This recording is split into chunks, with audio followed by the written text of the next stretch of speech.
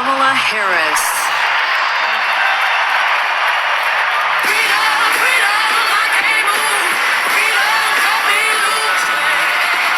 Here we have the moment, Vice President Kamala Harris, the first black woman, the first Asian American to accept her party's nomination, a major party, to be President of the United States. She'll make the case tonight. She'll reintroduce herself to the nation as to why she believes that this is the right moment for her to become the next President of the United States. You could see her family, her stepchildren, her husband, second gentleman Doug Emhoff, who of course would make history right along with her, becoming the first gentleman if she's elected President of the United States. Let's listen to the Vice President, Kamala Harris.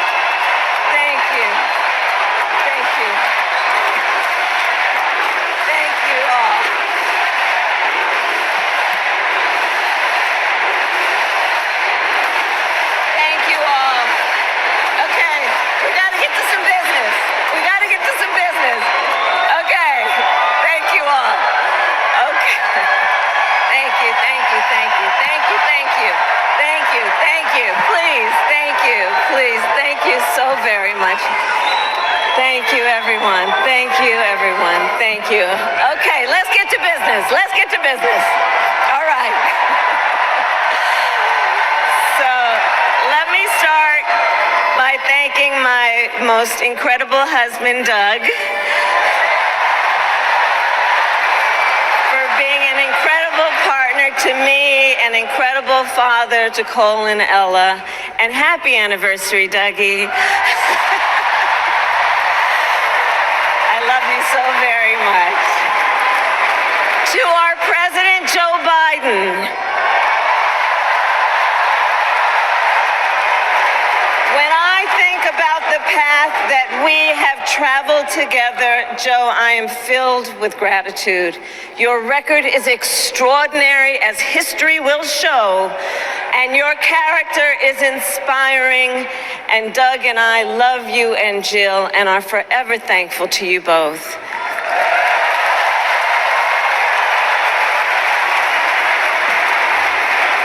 And to Coach Tim Walz,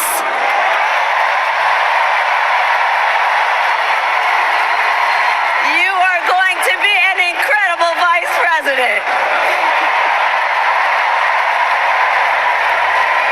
And to the delegates and everyone who has put your faith in our campaign, your support is humbling. So, America, the path that led me here in recent weeks was no doubt unexpected. But I'm no stranger to unlikely journeys. So, my mother, our mother, Kamala Harris, had one of her own. And I miss her every day, and especially right now. And I know she's looking down smiling. I know that. So my mother was 19 when she crossed the world alone, traveling from India to California with an unshakable dream to be the scientist who would cure breast cancer.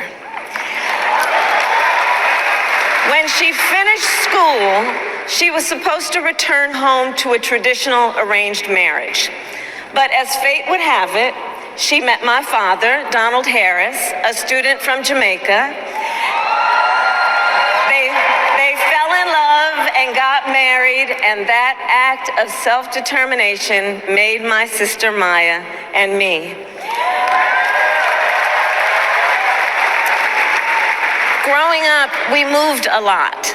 I will always remember that big Mayflower truck packed with all our belongings, ready to go to Illinois, to Wisconsin, and wherever our parents' jobs took us. My early memories of our parents together are very joyful ones. A home filled with laughter and music, Aretha, Coltrane, and Miles.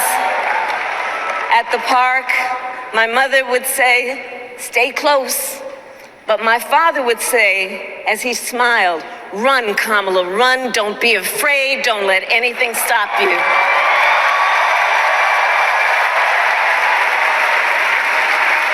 From my earliest years, he taught me to be fearless. But the harmony between my parents did not last. When I was in elementary school, they split up. And it was mostly my mother who raised us. Before she could finally afford to buy a home, she rented a small apartment in the East Bay. In the Bay, you either live in the hills or the flatlands. We lived in the flats. A beautiful working-class neighborhood of firefighters, nurses, and construction workers, all who tended their lawns with pride. My mother, she worked long hours, and like many working parents, she leaned on a trusted circle to help raise us. Mrs. Shelton, who ran the daycare below us and became a second mother. Uncle Sherman, Aunt Mary, Uncle Freddie, Auntie Chris. None of them family by blood, and all of them family by love.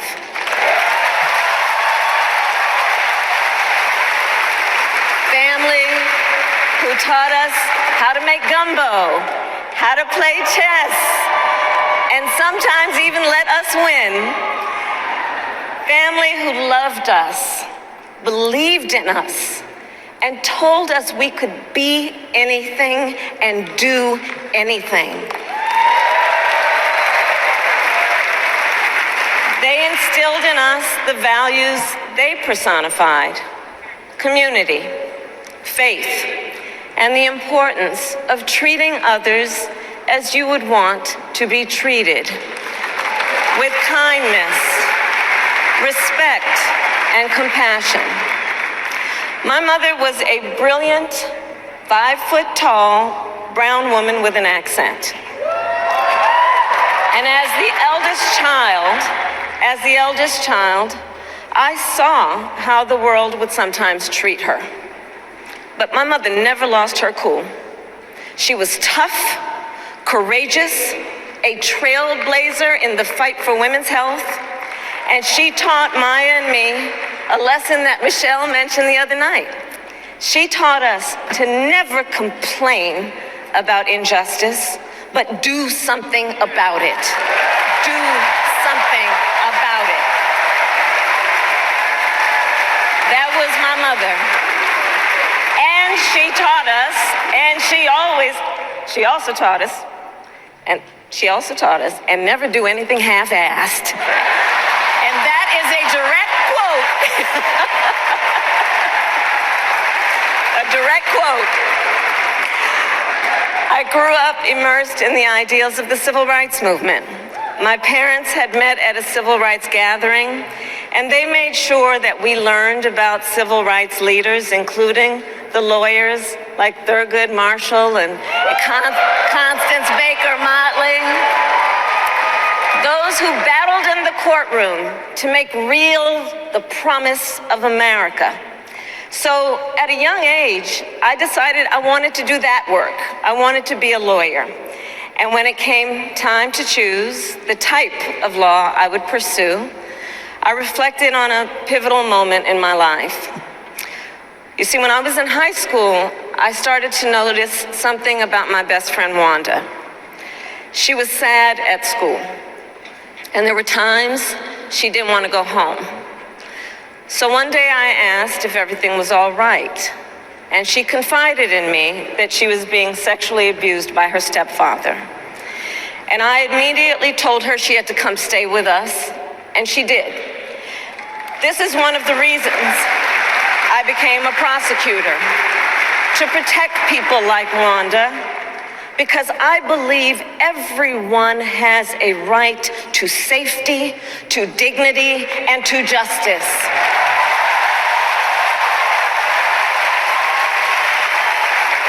As a prosecutor, when I had a case, I charged it not in the name of the victim, but in the name of the people.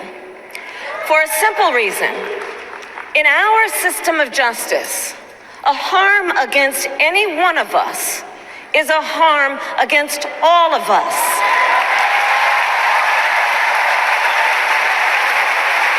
And I would often explain this to console survivors of crime, to remind them no one should be made to fight alone. We are all in this together. And every day in the courtroom, I stood proudly before a judge and I said 5 words: Kamala Harris for the people.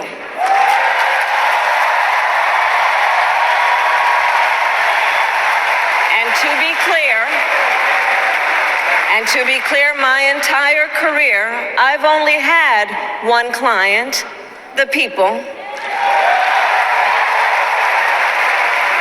And so, on behalf of the people, on behalf of every American, regardless of party, race, gender, or the language your grandmother speaks, on behalf of my mother and everyone who has ever set out on their own unlikely journey, on behalf of Americans like the people I grew up with, people who work hard, chase their dreams, and look out for one another, on behalf of everyone whose story could only be written in the greatest nation on earth, I accept your nomination to be President of the United States of America.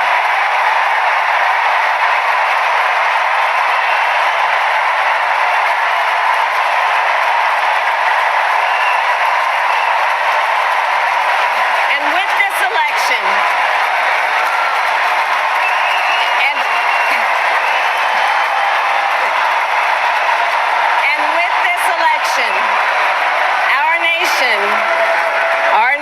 with this election has a precious, fleeting opportunity to move past the bitterness, cynicism, and divisive battles of the past, a chance to chart a new way forward.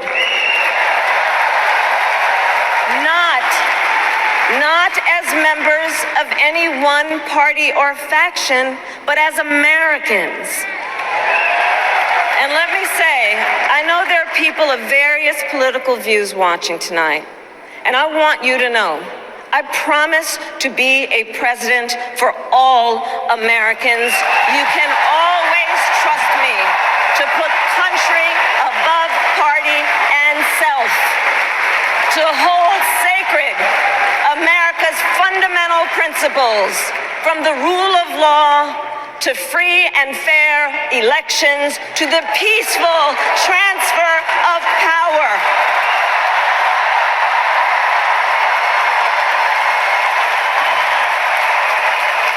I will be a president who unites us around our highest aspirations, a president who leads and listens, who is realistic, practical, and has common sense, and always fights for the American people.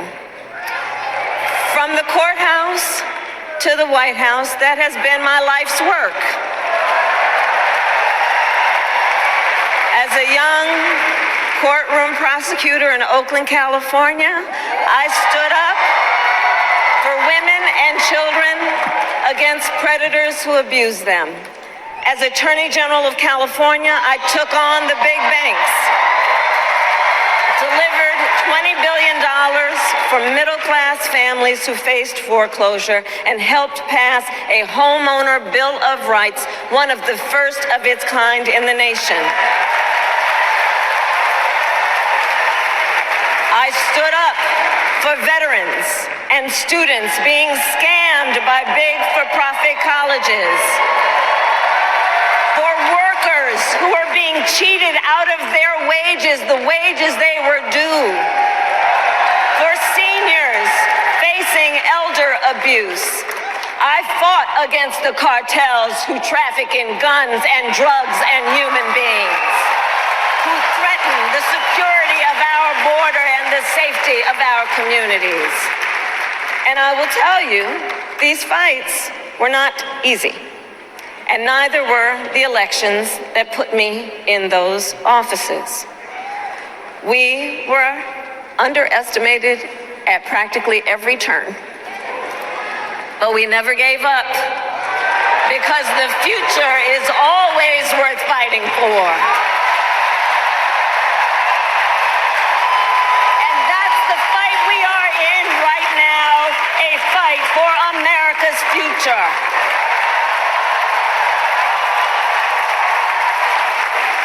Fellow Americans, this election is not only the most important of our lives, it is one of the most important in the life of our nation. In many ways, Donald Trump is an unserious man. But the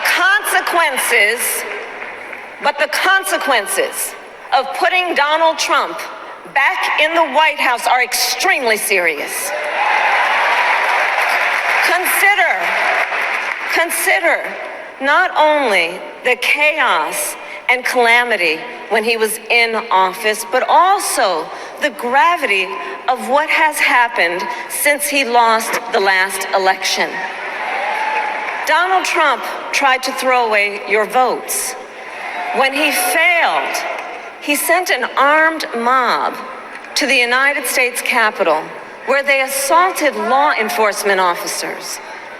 When politicians in his own party begged him to call off the mob and send help, he did the opposite. He fanned the flames. And now, for an entirely different set of crimes, he was found guilty of fraud by a jury of everyday Americans, and separately found liable for committing sexual abuse. And consider what he intends to do if we give him power again. Consider his explicit intent to set free violent extremists who assaulted those law enforcement officers at the Capitol. His explicit intent to jail journalists, political opponents, and anyone he sees as the enemy. His explicit intent to deploy our active duty military against our own citizens. Consider the power he will have, especially after the United States Supreme Court just ruled that he would be immune from criminal prosecution. Just imagine Donald Trump with no guardrails, and how he would use the immense powers of the presidency of the United States, not to improve your life, not to strengthen our national security, but to serve the only client he has ever had, himself.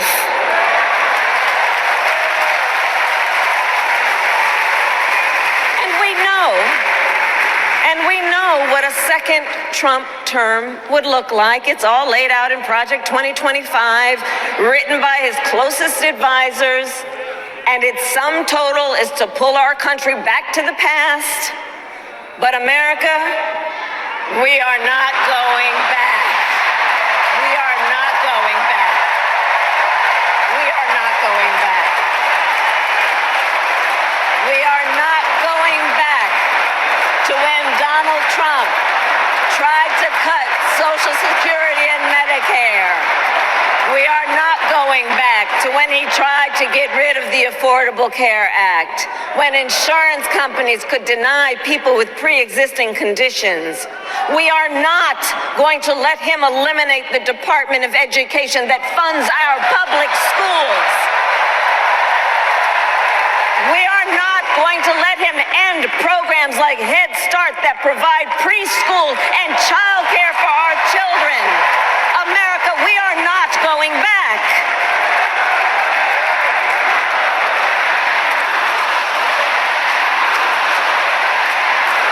And we are charting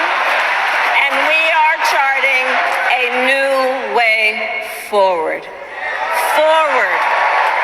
To a future with a strong and growing middle class, because we know a strong middle class has always been critical to America's success. And building that middle class will be a defining goal of my presidency.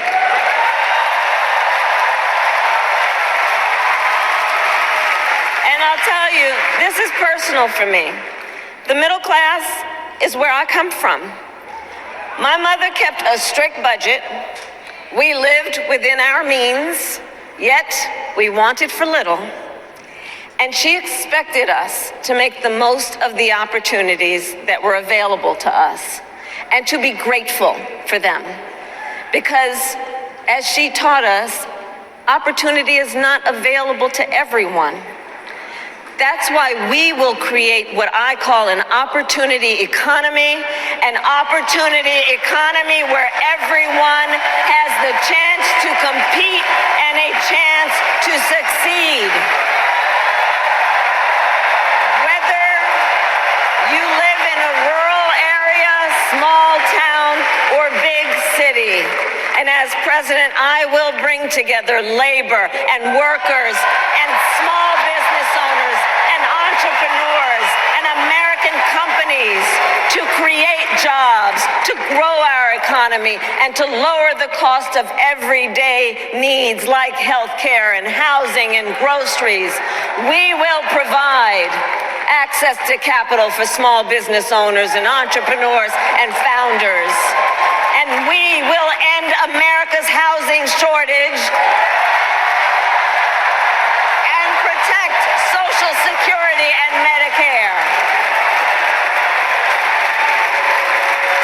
Now compare that to Donald Trump, because I think everyone here knows he doesn't actually fight for the middle class. He doesn't actually fight for the middle class. Instead, he fights for himself and his billionaire friends. And he will give them another round of tax breaks that will add up to $5 trillion to the national debt. And all the while, he intends to enact what in effect is a national sales tax, call it a Trump tax, that would raise prices on middle-class families by almost $4,000 a year. Trump tax hike, we will pass a middle-class tax cut that will benefit more than 100 million Americans.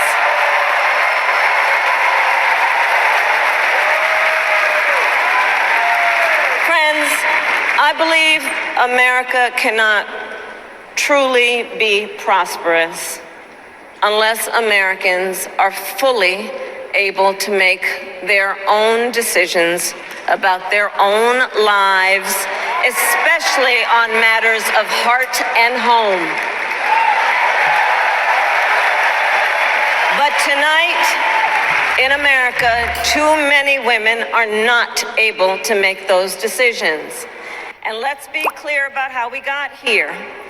Donald Trump handpicked members of the United States Supreme Court to take away reproductive freedom. And now he brags about it. In his words, quote, "I did it and I'm proud to have done it," end quote. Well, I'll tell you, over the past 2 years, I've traveled across our country, and women have told me their stories. Husbands and fathers have shared theirs. Stories of women miscarrying in a parking lot, developing sepsis, losing the ability to ever again have children, all because doctors are afraid they may go to jail for caring for their patients. Couples just trying to grow their family, cut off in the middle of IVF treatments. Children who have survived sexual assault, potentially being forced to carry a pregnancy to term. This is what's happening in our country because of Donald Trump. And understand, he is not done. As a part of his agenda, he and his allies would limit access to birth control, ban medication abortion, and enact a nationwide abortion ban with or without Congress. And get this, he plans to create a national anti-abortion coordinator and force states to report on women's miscarriages and abortions. Simply put, they are out of their minds.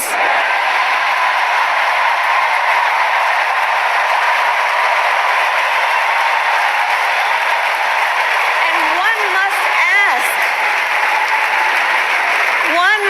ask, why exactly is it that they don't trust women? Well, we trust women.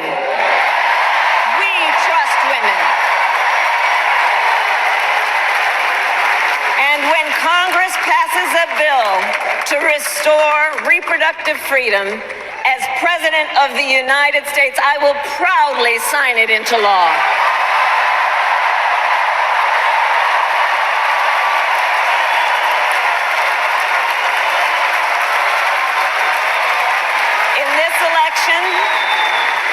Many other fundamental freedoms are at stake. The freedom to live safe from gun violence in our schools, communities, and places of worship. The freedom to love who you love openly and with pride. The freedom to breathe clean air and drink clean water and live free from the pollution that fuels the climate crisis. And the freedom that unlocks all the others, the freedom to vote. With this election, we finally have the opportunity to pass the John Lewis Voting Rights Act and the Freedom to Vote Act.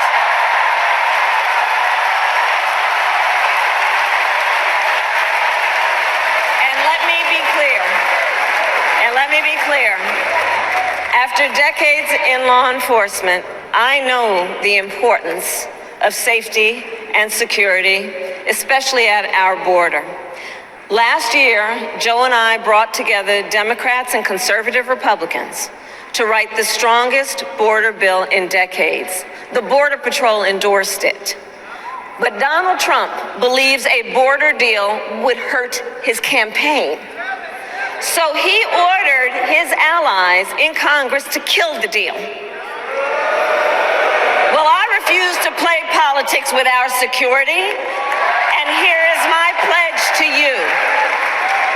As president, I will bring back the bipartisan border security bill that he killed, and I will sign it into law.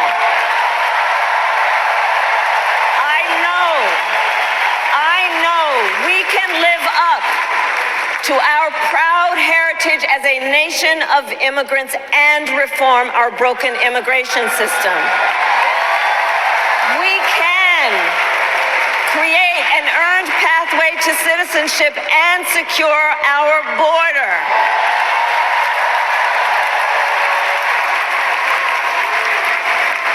And America, we must also be steadfast in advancing our security and values abroad. As Vice President, I have confronted threats to our security, negotiated with foreign leaders, strengthened our alliances, and engaged with our brave troops overseas. As Commander-in-Chief, I will ensure America always has the strongest, most lethal fighting force in the world. And I will fulfill our sacred obligation to care for our troops and their families, and I will always honor and never disparage their service and their sacrifice.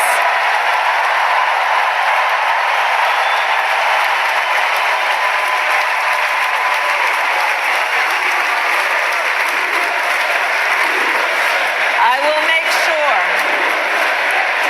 that we lead the world into the future on space and artificial intelligence, that America, not China, wins the competition for the 21st century, and that we strengthen, not abdicate, our global leadership. Trump, on the other hand, threatened to abandon NATO. He encouraged Putin to invade our allies, said Russia could, quote, do whatever the hell they want. 5 days before Russia attacked Ukraine, I met with President Zelensky to warn him about Russia's plan to invade. I helped mobilize a global response, over 50 countries, to defend against Putin's aggression. President, I will stand strong with Ukraine and our NATO allies.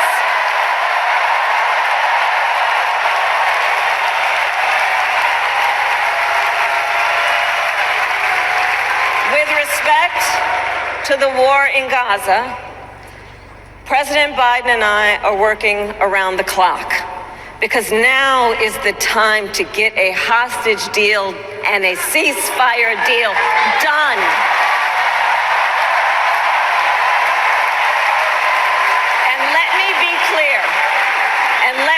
Clear. I will always stand up for Israel's right to defend itself, and I will always ensure Israel has the ability to defend itself, because the people of Israel must never again face the horror that a terrorist organization called Hamas caused on October 7, including unspeakable sexual violence and the massacre of young people at a music festival. At the same time, what has happened in Gaza over the past 10 months is devastating. So many innocent lives lost. Desperate, hungry people fleeing for safety over and over again. The scale of suffering is heartbreaking. President Biden and I are working to end this war such that Israel is secure, the hostages are released, the suffering in Gaza ends, and the Palestinian people can realize their right to dignity, security, freedom, and self-determination.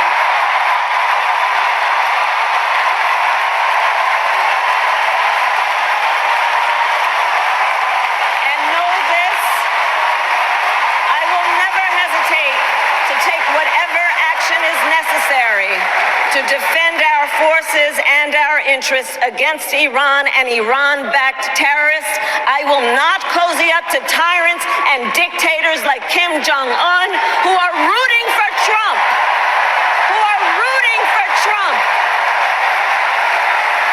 Because, you know, they know he is easy to manipulate with flattery and favors. They know Trump won't hold autocrats accountable because he wants to be an autocrat himself. And as president, I will never waver in defense of America's security and ideals, because in the enduring struggle between democracy and tyranny, I know where I stand and I know where the United States belongs.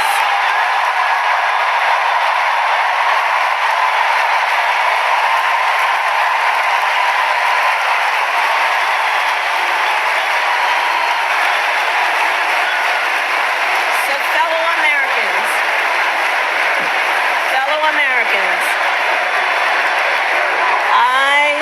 I love our country with all my heart. Everywhere I go, in everyone I meet, I see a nation that is ready to move forward, ready for the next step in the incredible journey that is America. I see an America where we hold fast to the fearless belief that built our nation and inspired the world, that here, in this country, anything is possible, that nothing is out of reach.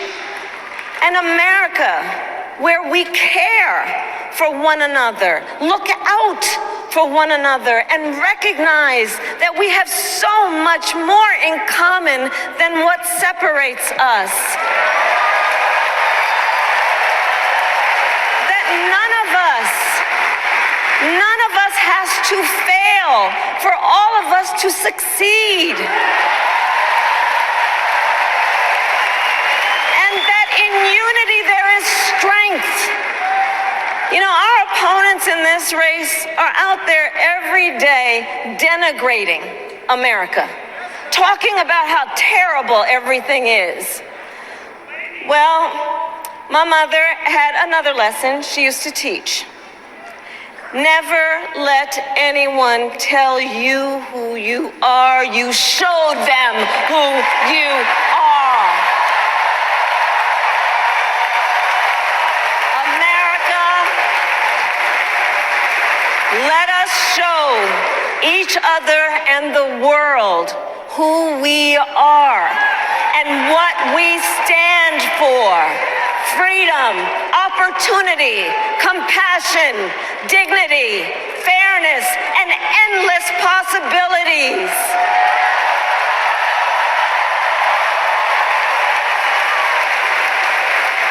We are the heirs to the greatest democracy in the history of the world.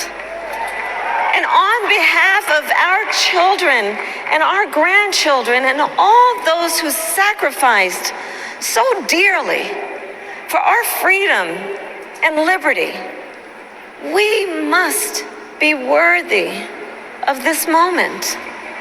It is now our turn to do what generations before us have done, guided by optimism and faith, to fight for this country we love, to fight for the ideals we cherish, and to uphold the awesome responsibility that comes with the greatest privilege on earth, the privilege and pride of being an American.